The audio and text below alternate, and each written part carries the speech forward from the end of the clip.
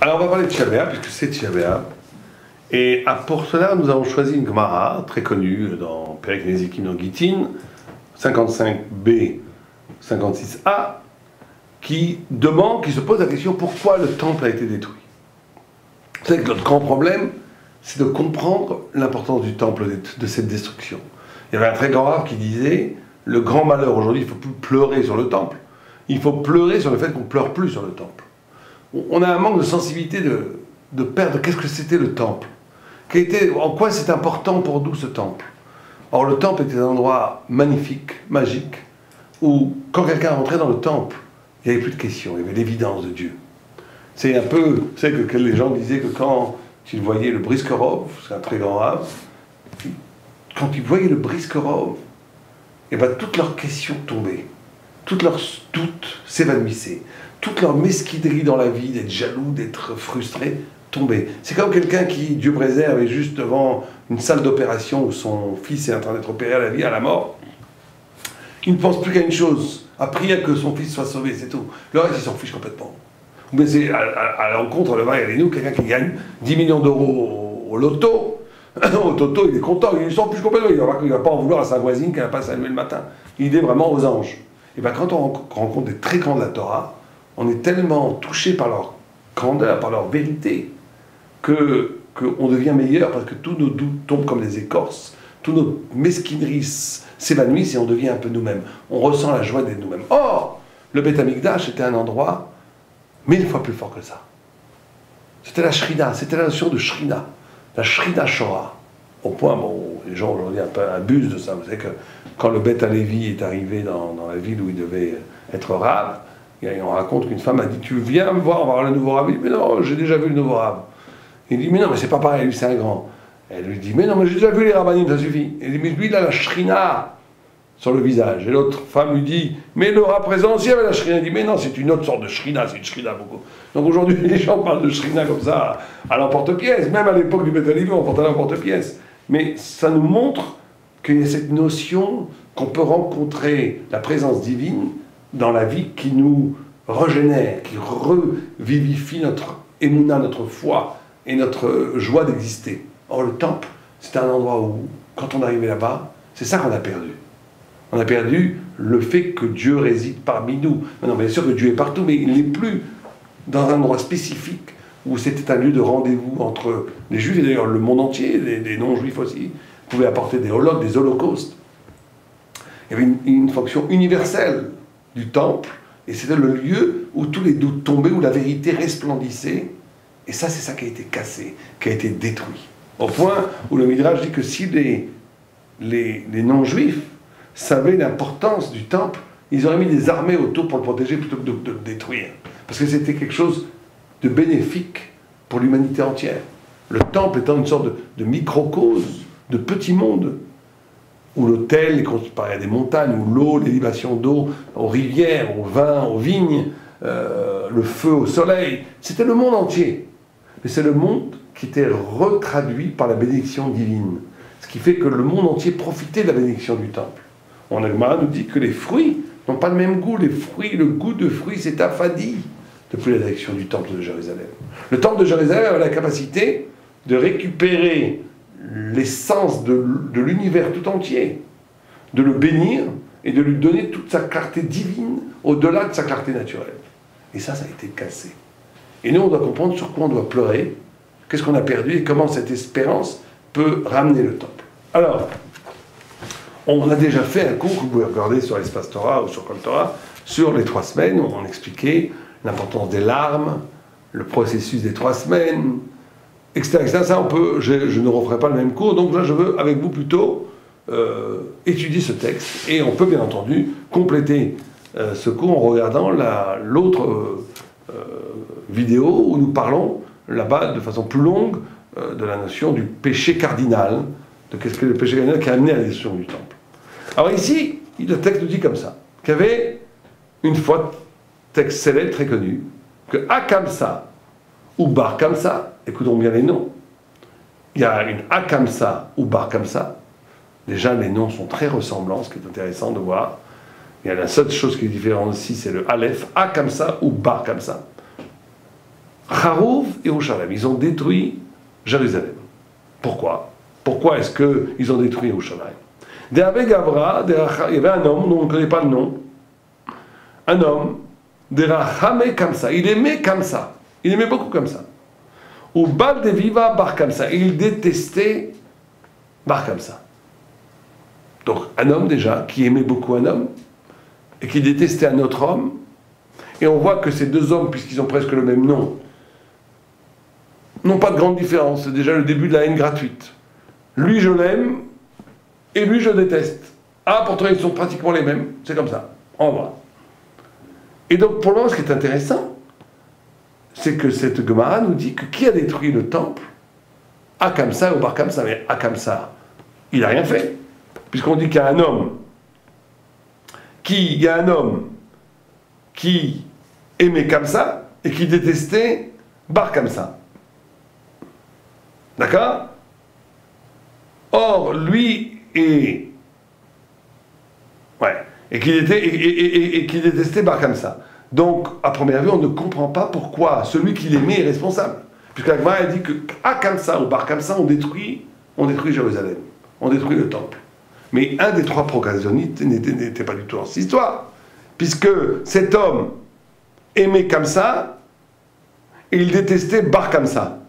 Donc à première vue, s'il détestait Bar Kamsa, on ne voit pas en quoi, on va voir plus tard que Bar Kamsa est lui coupable. Mais celui qui l'aimait, qui n'intervient plus dans l'histoire, on ne voit pas pourquoi il a détruit Jérusalem. Ça, il faudrait l'expliquer.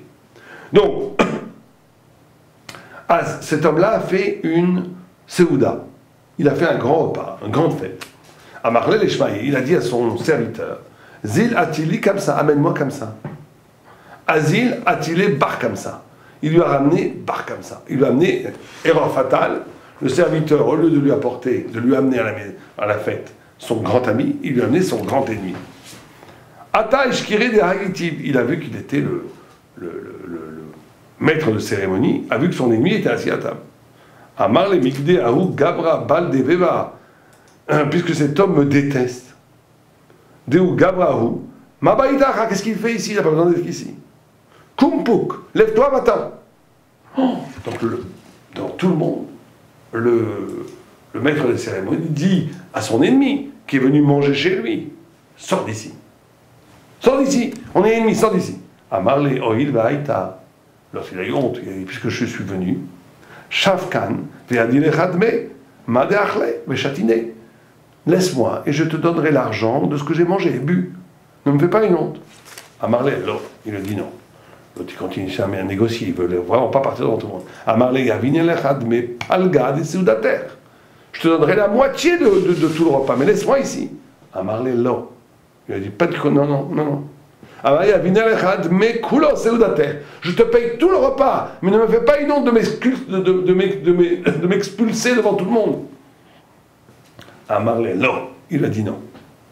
Nakta Beyade, il a pris carrément physiquement, au col, vers Akima Veafkie. Il a pris la sortie dehors. Il a levé la sortie dehors. Amar, et à ce moment-là, dehors, la personne qui a été, ce bar comme ça, qui a été expulsé de la fête, devant tout le monde, qui est tout ridiculisé, qui est tout honteux, qui est dans la rue de Jérusalem. Il dit, Amaroïl va avait été Rabanan. Il y avait des grands rabbinim à l'époque. Il y avait dans ce grand buffet, cet homme devait être un homme important, de grands rabbins qui étaient assis à la table des rabbins. Velo Machoubé, ils n'ont rien dit, ils ont laissé faire. Ils ont admis mon expulsion. Shpabida Kanichale. J'en déduis que ça leur fait plaisir quand j'ai été humilié. Azil Echulbaou Koursé.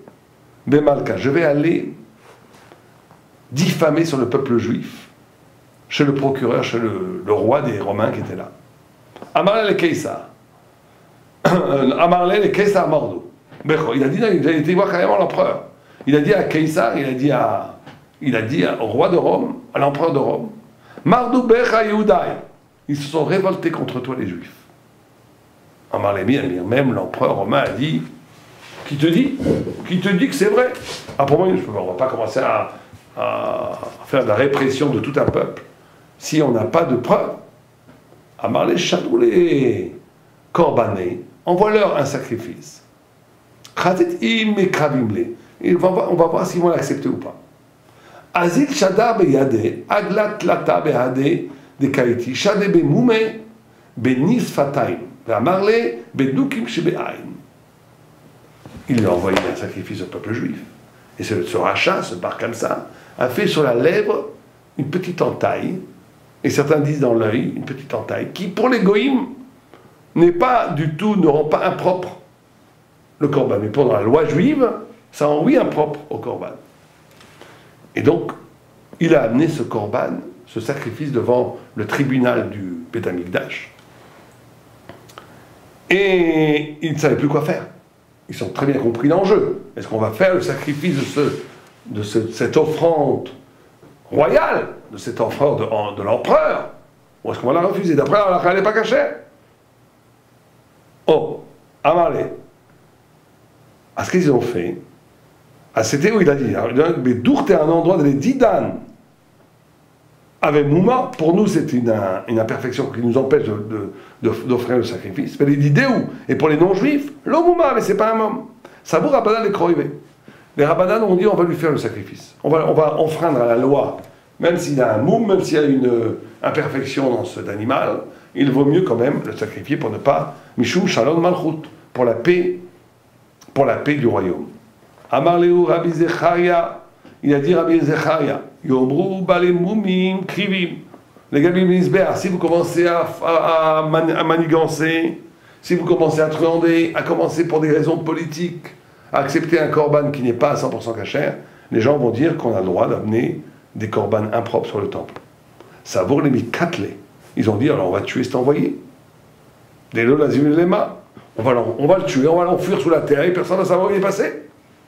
Rav Zechaya, Amalem Rav Zechaya, Yomru Matil Mumbe Koichim Yarek. Si vous faites ça, les gens commencent à croire que si celui qui met une imperfection, celui qui commet une entaille dans un animal qui doit être amené en sacrifice, doit être habitat, doit être passible de mort, et c'est pas bon. Amar Rabbi Yochanan, la Gemara dit après, il a dit Rabbi Yochanan. Donc ils n'ont rien fait. Et donc après, ça a été la destruction du temple. Les Romains ont vu ça comme une raison de la révolte du peuple juif contre Rome, et ils ont commencé la guerre contre les Juifs. Amar Rabbi Yochanan, il dit, c'est très intéressant comme Mila, il dit Avanutenu, Avnituto shel Rav Zechorio ben Avkilas, Chorba et Beisenu, Vesarfa et Echalenu, Vegiltenu miatzenu. Il a dit, on va voir ce que c'est que cette anava, cette médaille, ici il faut le prendre, le fait qu'il soit tellement médougda, qu'il soit tellement pointilleux sur sa spiritualité presque, a causé la destruction du temple. Et a causé aussi le fait qu'on a brûlé le Saint des Saints, et a causé l'exil du peuple d'Israël. Alors quand on lit ce texte poignant, terrifiant, d'abord il faut se poser la question, je vous pose la question à vous, que chacun chez soi, qui a la plus grande responsabilité d'après vous? Il y a ici 5 possibilités. Ou bien celui qui a fait la soirée, qui a commis l'horrible acte de jeter son invité dehors.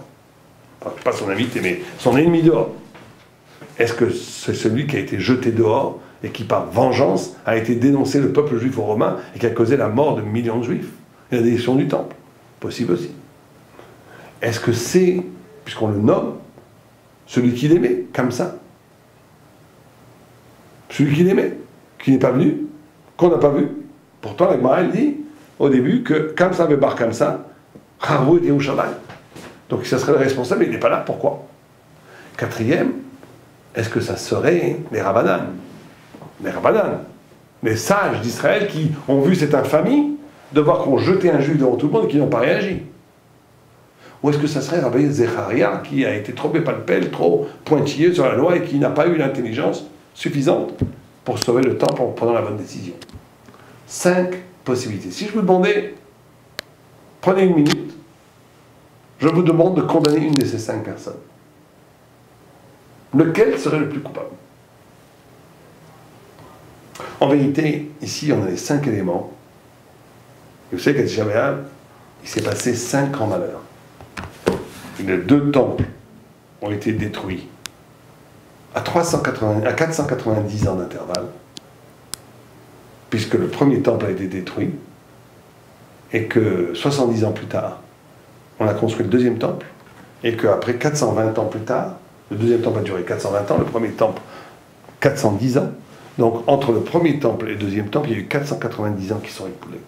Et le même jour, le Tisha B'Av, les deux temples ont été brûlés. Les deux temples ont été brûlés. Le même jour. En vérité, ils ont été brûlés complètement le 10 Av. Mais on a jeté le 9 Av, le feu. Les Romains ont commencé un incendie de feu. Et on va d'après le début. C'est pour ça que chez les Ashkénazes, on ne mange pas de viande jusqu'au lendemain Chatzot, jusqu'au 10 midi. Midi et demi, il faut voir à quelle heure c'est la moitié de la journée. Et chez les Sfarades, toute la journée. On n'a pas le droit de manger de viande jusqu'à et de boire le vin jusqu'à la tombée de la nuit du lendemain de Tisha B'Av. Bon, là c'est des halachot, les Ashkénazes font tout jusqu'à demain midi, ils ne se lavent pas, ils ne font pas la lessive, alors que les Sfarades font tout de suite, dès la sortie du jeûne, ils peuvent faire la vaisselle, ils peuvent faire la lessive, ils peuvent se laver, ils peuvent faire tout, mais par contre ils sont plus marmires, qu'ils ne mangent pas de viande tout le lendemain, alors que les Ashkénazim continuent tout jusqu'à Chatzot, y compris la viande, ils peuvent manger le 10 après-midi de la viande, alors que les Sfarades ne mangent pas de la viande jusqu'au 10 ce soir. Mais en tous les cas, ce qui est extraordinaire, c'est qu'il y a eu ces deux éléments, ces deux incendie du temple, destruction du temple le même jour, à 490 ans d'intervalle. La troisième chose qu'il y a eu, c'est Bétar. Bétar a été détruit, c'est la résistance aux Romains. C'était une ville héroïque, et il y a eu des milliers et des milliers de Juifs qui sont morts. La quatrième chose qu'il y a eu, c'est qu'on a labouré, on a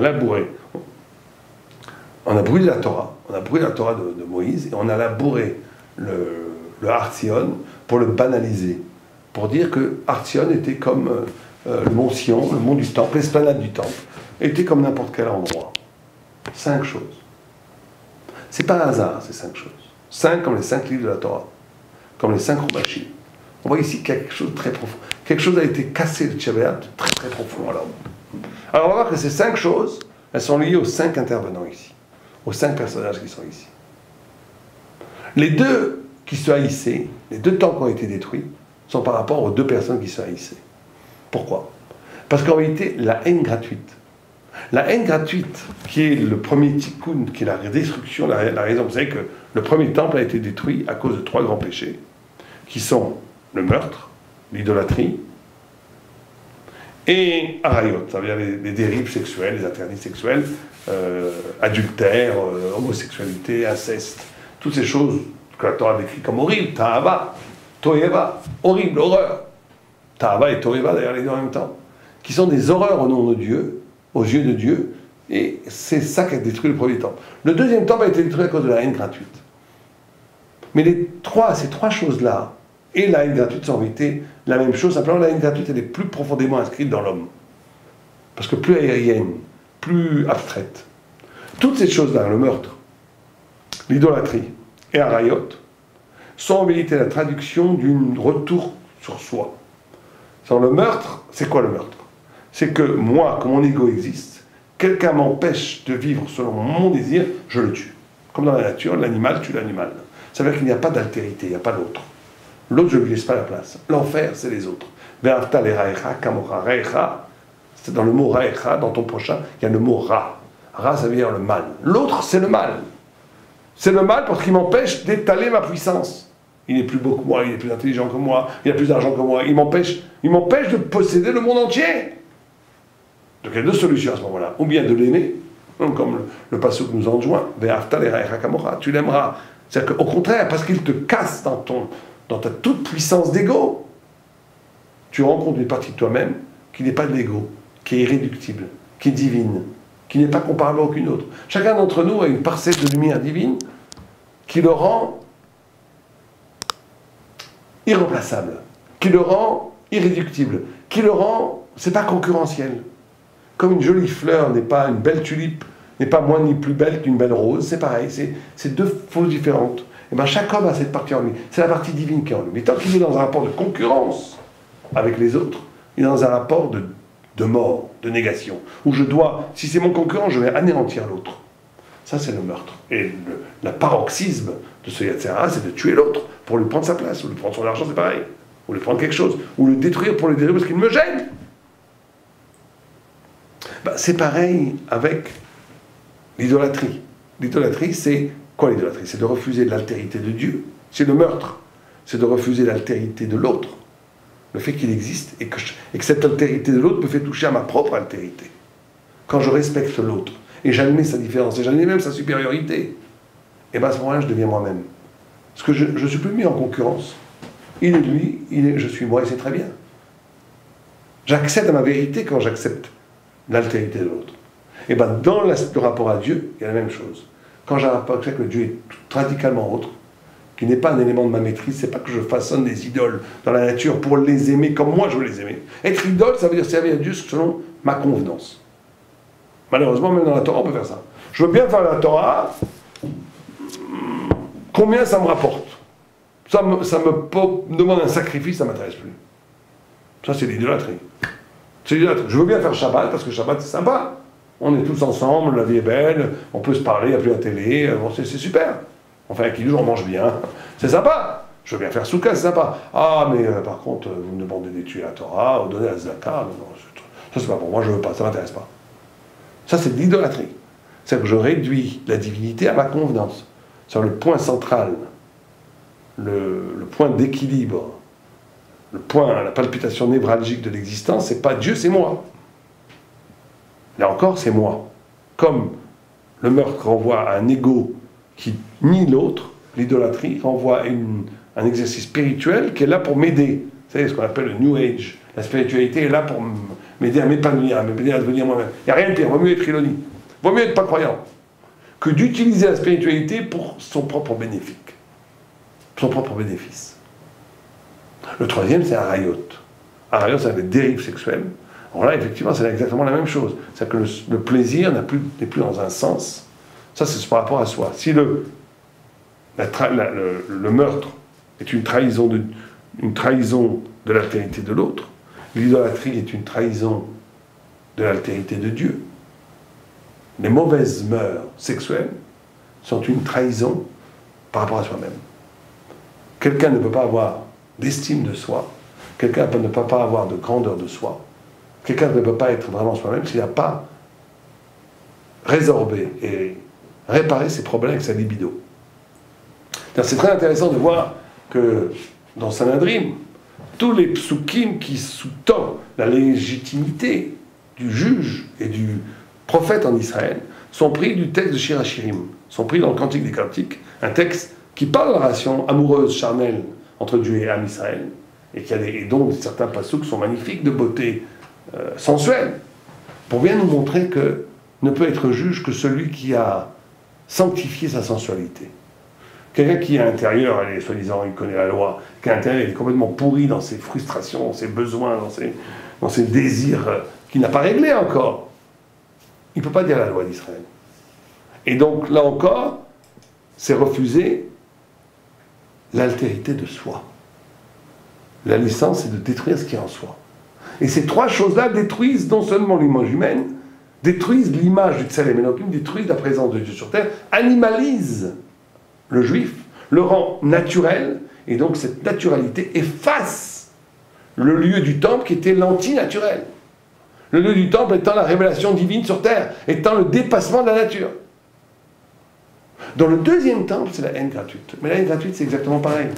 La haine gratuite, c'est que je hais l'autre pour ces trois raisons en même temps. C'est pour ça que si les trois plus grands péchés de la Torah ont été réparés au bout de 70 ans, la haine gratuite dure depuis près de 2000 ans, on n'a pas encore reconstruit le temple. Parce que c'est quoi la haine gratuite? C'est de s'instrumentaliser soi-même comme une idole. C'est-à-dire que pourquoi je hais l'autre? Un, parce que j'ai envie de le tuer, mais je ne le tue pas parce que je n'ai pas le courage. Deux, parce que je nie je nie Dieu dans le visage de l'autre. Il n'y a que moi qui compte. Trois, je désire prendre ce qu'il a. Donc ces trois choses-là se reproduisent dans la haine gratuite. Et c'est ce qui se passe ici dans le texte. Regardez comment, parce qu'après ce texte, c'est incroyable. À cause d'une boulette, à cause d'une erreur que quelqu'un a fait, que son envoyé a fait venir Bar Kamsa au lieu de Kamsa, 2000 ans d'exil, destruction du temple, qui est la splendeur divine sur terre, mort de millions de juifs, la Shoah, tout vient de la destruction du temple. À cause de quelqu'un qui a fait une boulette comme ça, qui s'est trompé d'adresse. C'est incroyable. C'est qu'en réalité, on veut nous signifier par ce texte-là que ici, tout est une histoire de clan, qu'il n'y a plus de... Tout est clan, tout est politique, tout est cassé. Moi, je suis avec mes amis, toi, tu es avec tes amis. Nos ennemis sont des ennemis, il n'y a plus d'unité organique du peuple d'Israël. Cet homme-là, qui est invité, il croit qu'on... Peut-être qu'on lui fait une proposition, on lui dit, viens dans le camp de l'ennemi. Et il vient. Mais maintenant, s'il a été dehors, il va être tué par les anciens traîtres. C'est pour ça qu'il est prêt à payer tout le repas pour rester avec lui. Et c'est pour ça qu'après, il n'a plus de seule solution, il doit se venger, il doit aller dehors, il doit tuer. Alors on a dit, qui est responsable? En réalité, les 5 sont responsables au même niveau, et c'est 5 niveaux. Les deux représentent les deux faux de pourquoi le temple a été détruit. Le délateur, celui qui a été voir le Romain, représente Bétar. Bétar, ça veut dire le rapport à la guerre qu'on a avec les Romains et qu'on a perdu à un moment donné parce qu'il y a eu des alliances entre les Juifs et les Romains. C'est la trahison. La troisième dimension de Tchabéer, on doit faire tchouva, faire repentance sur le fait qu'on trahit son peuple, qu'on se trahit soi-même. Et alors après, il y a les deux autres éléments qui sont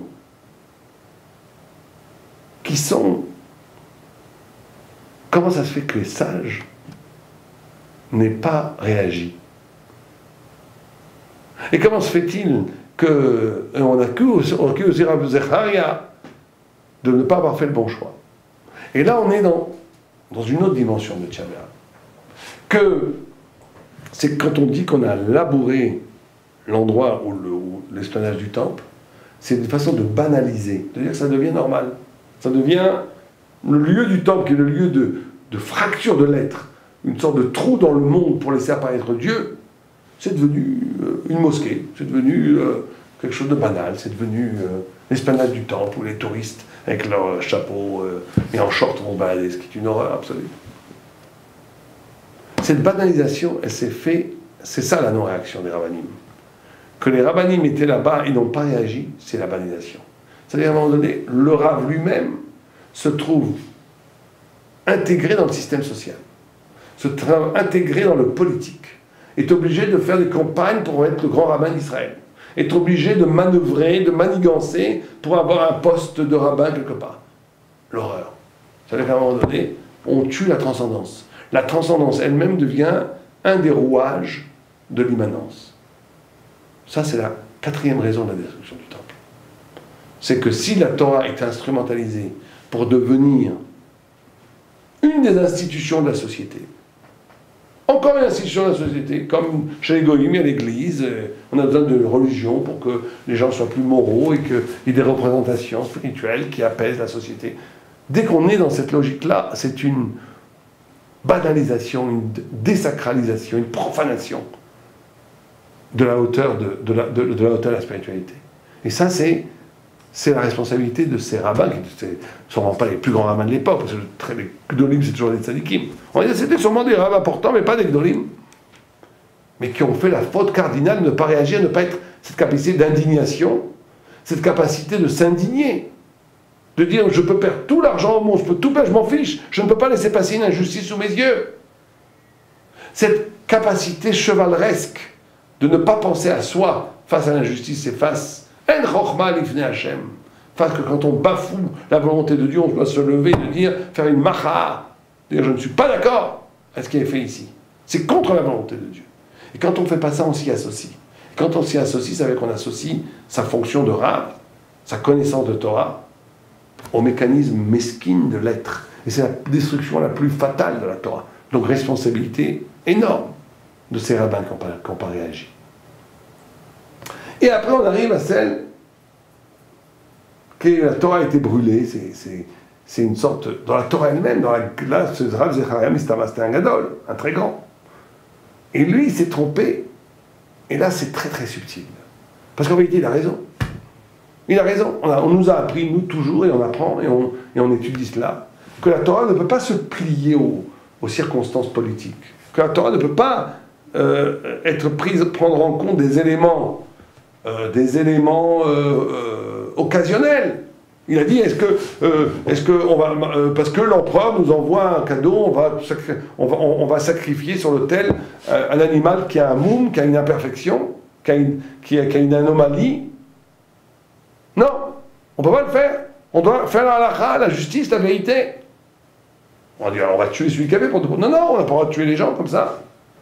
Il avait tout raison, 100% raison. Alors c'était quoi le manque? C'est beaucoup plus difficile, ça, à comprendre. C'était quoi le manque? C'est justement que la Torah des Torahs, que s'il était capable dans sa Torah d'intégrer le monde. Si on a une Torah qui est purement halachique, purement déductive, purement intellectuelle, purement pilpoulique, qui n'est pas capable d'intégrer ce qui se passe réellement dans le peuple juif, la Torah est en train de brûler. Et tous les gdolim comme Rav Shach, c'était, comme Rav Shach et comme d'autres, c'était des rabbanim qui étaient capables d'intégrer dans leur vision halachique, dans leur vision de Torah, la main de Dieu qui se passait dans la providence collective du peuple juif. Et là aussi, c'est une choix qu'on doit faire. Une choix qu'on doit faire tous, sur le fait qu'il y ait dichotomie entre Torah et existence, Torah et vie. Et regardez là jusqu'à où ça va.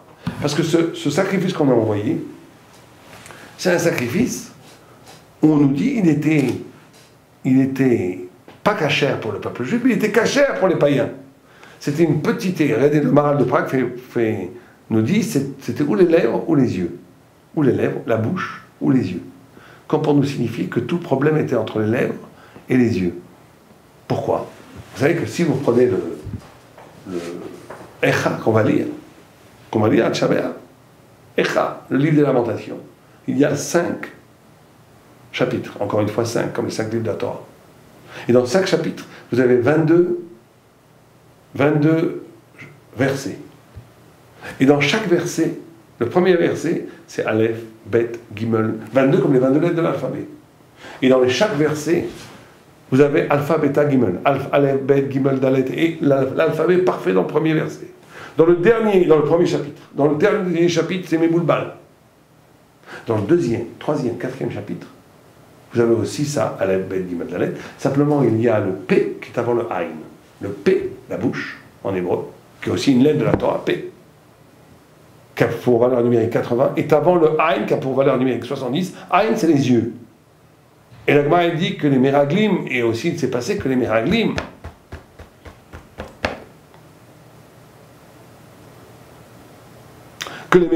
on a décidé qu'ils ne rentreraient pas en Israël, c'était le jour de Tcha B'Av. Que les Meraglim ne rentreraient pas, c'était le jour de Tcha B'Av. C'était le jour de Tcha B'Av qui a été décrété que nos pères ne rentreraient pas en Israël. Et donc, ce qu'on nous dit ici, on nous dit que le P et la Aïn. Et la Gemara, elle dit que pourquoi est-ce que les Meraglim ont fauté? C'est parce qu'ils ont devancé la bouche à l'œil. C'est incroyable. La faute, la racine de tous les péchés, c'est de devancer la parole au regard. Moi, si on m'avait demandé la racine de tous les péchés, j'aurais dit c'est la frustration, c'est la jalousie, c'est la colère, c'est le désir mal placé, je sais pas. J'aurais jamais dit que la racine de tous les péchés, c'est de faire précéder la parole au regard. Qu'est-ce que ça veut dire? C'est très simple. Quand le monde a été créé, il a été créé Tohu Bohu Yetzira. Tohu Bohu Yetzira. Tohu étonnement, Bohu confusion, Yetzira création. Un homme connaît quand il fait rentrer quelque chose qu'il ne connaissait pas avant en lui. Étonnement. Après cet étonnement, c'est un nouvel élément qu'il ne connaissait pas qui lui rend confusion. Et après création, il est obligé de reconsidérer le monde à partir de ce nouvel élément qu'il a intégré en lui. Quelqu'un qui est un idiot, c'est quelqu'un qui ne veut pas intégrer quelque chose de nouveau en lui. Tout ce qu'il voit, il le connaît déjà. Et c'est ça, devancer la bouche au regard. La bouche au regard, c'est que j'ai déjà un discours préétabli sur chaque chose. Je n'ai pas besoin de regarder les choses, je les connais déjà. Et donc je vis encore une fois à l'intérieur de moi.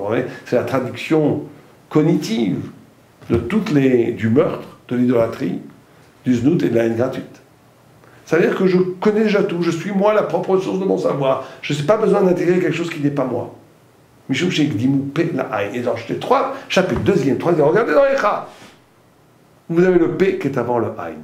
Et comme une fois aussi on nous dit le P et le Aïn, que la faute, c'est que le peuple juif avait fauté à ce moment-là. Et nous avons fauté encore, puisque le temps dit que chaque génération qui ne reconstruit pas le temple, c'est comme s'il avait détruit. Et donc on nous dit que notre erreur cardinale, c'est le rapport qu'on a à la parole, le rapport qu'on a au regard. Et que le tikkun primordial, la réparation fondamentale qu'il faut faire pendant cette période, c'est la façon dont on parle des choses et la façon dont on regarde les choses. Et pour dire les choses très simplement, c'est-à-dire qu'on doit avoir un regard où je ne projette pas dans mon regard ce que je connais déjà, où je neutralise pas l'altérité, où je ne neutralise pas l'autre, à partir de ma façon de structurer à partir de moi les choses que je regarde, aussi bien dans mon rapport à l'autre, être capable d'être surpris par l'autre, d'être bouleversé par l'autre, être capable de changer sa vision par rapport à Dieu, et être capable de changer sa vision par rapport à soi-même. Que le regard retrouve cette force de virginité, et cette virginité du regard est une ouverture absolue vers toutes sortes de bénédictions, de nouvelles choses qui vont bouleverser ma vie. Et ça va modifier ma parole. Je ne parle plus à partir de mes connaissances. Déjà, l'inventaire de mes connaissances, je parle à partir de l'expérience divine qui s'opère dans l'existence. Et on nous dit, quand cette entaille qui a été faite aux lèvres et à l'œil, qui était valable pour les goïms, pas valable pour les juifs, c'est que nous sommes devenus comme des goïms à ce moment-là. On regardait et on parlait. Et on était dans l'idéologie comme les goïms. Et comme on était dans l'idéologie comme les goïms, il ne pouvait plus avoir de bien, il ne pouvait avoir de top. C'est ça le secret profond de la destruction du temple. Le secret profond de la destruction du temple, c'est qu'on a trahi Dieu au niveau le plus intime, qui est la façon de voir les choses et de parler des choses. Quand on voit les choses et qu'on parle des choses comme n'importe quel humain, on n'est plus shayach à recevoir la Torah. On n'a plus la Torah, on ne reçoit plus la Torah. On reçoit quoi? On reçoit que nous-mêmes, on n'est que dans nous-mêmes. C'est ça la haine gratuite. La haine gratuite, c'est la traduction émotionnelle de cette omniprésence de l'ego, qu'on retrouve aussi bien dans le meurtre, dans l'idolâtrie, que dans la rayotte, que dans les relations perverses. Et qu'on retrouve dans la haine gratuite, et qu'on retrouve aussi dans le chemin cognitif, où je vois rien du tout, où je parle tout le temps, où il n'y a que moi qui parle, où je ne vois plus rien, je ne vois même plus l'autre, je ne suis même plus capable d'écouter qui que ce soit, je n'écoute que moi-même. Et je suis dans l'idolâtrie de l'ego. Et ça, c'est la cause de tous les péchés. C'est la cause de la destruction du temple, parce que le temple, c'était une ouverture vers l'altérité radicale qu'est la présence de Dieu sur terre. Et ça a été cassé. Au point où on nous dit que quand Titus s'est réjoui et s'est vanté d'avoir détruit le temple, et dit, regardez, c'est moi qui ai détruit la maison de Dieu. Il y a une voix qui est sortie du ciel en disant, t'as rien fait du tout, t'as broyé de l'eau, t'as moulu de la farine déjà moulue. C'est le peuple juif qui a détruit le temple spirituellement. Toi, tu n'as été que l'instrument physique pour achever le travail. Et donc, de la même façon que dans le vrai tikkun, on dit très souvent qu'on va sortir de Tisha B'Av. Vous savez que l'après-midi de Tisha B'Av, on s'assoit par terre, le soir du Tisha B'Av. Le matin de Tisha B'Av, on s'assoit par terre. L'après-midi, certains même ont comme minag de laver le sol, on se remet sur des chaises. On a la confiance qu'on dit que le Mashiach, le Messie, naît le jour de Tisha B'Av. C'est-à-dire qu'au cœur même des ténèbres va naître à la lumière. Parce que dans le peuple juif, c'est pour ça qu'il est éternel. C'est que même dans le mal, il sait que le bien vit déjà. Le mal peut apporter du bien. Le mal doit apporter du bien. Des fois, le bien apporte du mal. Vous savez, il m'est arrivé, les gens se reconnaîtront, j'étais invité dans Aix-en-Provence pour faire une conférence, et j'étais invité par des gens formidables. On a mangé divinement bien, c'était merveilleux. Et on a tellement bien mangé que l'après-midi, qu'on a tellement bien bu, j'ai été me coucher, je dis voilà, ça c'est magnifique, on a fait la mitzvah de Shabbat, c'est bien. Et j'étais me coucher, il y avait 100 personnes qui m'attendaient pour la conférence. Et je dormais encore, et le rabbin est venu me réveiller.